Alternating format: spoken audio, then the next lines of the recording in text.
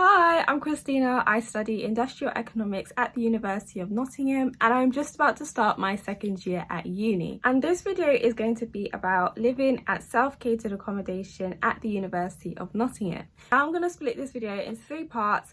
The first part is going to be about the difference between self-catered and catered. The second part is going to be my experience, and then the third part is just going to be some advice and things that I would do differently. Okay, so the main differences between catered and self-catered is that with catered, the university provides food for the students.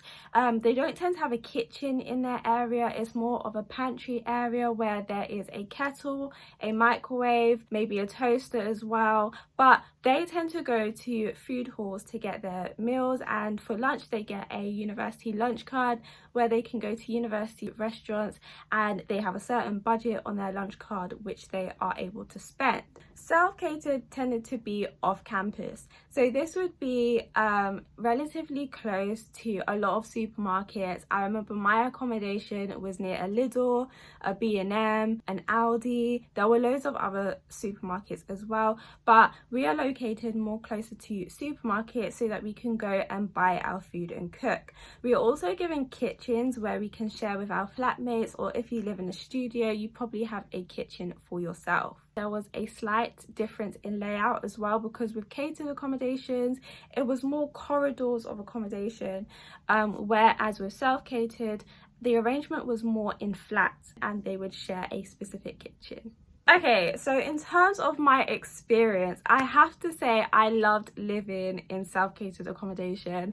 I love the fact that I had the freedom to eat what I wanted, eat when I wanted. I really was just so happy that I had that flexibility. I also found that a benefit of living in self-catered is if, for example, one night I decided that me and my friends were going to go out and eat somewhere, it was a lot easier to manage because we knew, okay, we're all not going to cook this evening, and it saved us a lot of money rather than if the university provided us food. It would be a bit more difficult to eat out because you have a scheduled meal for that time. I also found with self-catered accommodation there was also that community atmosphere where you could eat with your flatmates, you could eat with your friends, or even if you wanted to just eat by yourself and you just wanted a quiet night in, you also have the choice to do that as well. I always found that with me it was a lot easier to make food in bulk and then split it throughout the week, and by doing that it enabled me to kind of manage how much I was eating,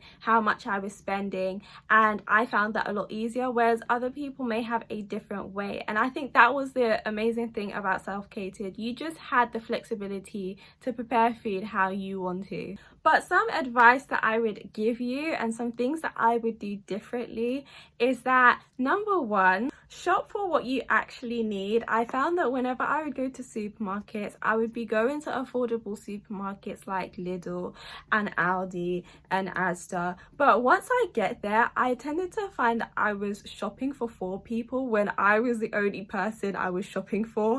So I would say definitely figure out how much you're actually buying, figure out how much you are willing to spend, because you don't want to buy loads of food and then end up wasting it. Now, as I previously mentioned, it is so important that you shop at affordable places. Places like Lidl, places like Aldi, places like Asda are very good to shop, and also make sure that you're making actual shopping lists and not just going off of what's in your head. And one bonus tip of advice that I would tell you that I don't think a lot of people tend to tell you is bring Tupperware. If you are like me and you like to meal prep, or you end up over making things and you're going to save things for maybe a different day, it is so important that you bring some containers or Tupperware containers that you can kind of store food in so that it's safe to eat. So if you enjoyed what you heard, make sure you subscribe to the University of Nottingham YouTube page.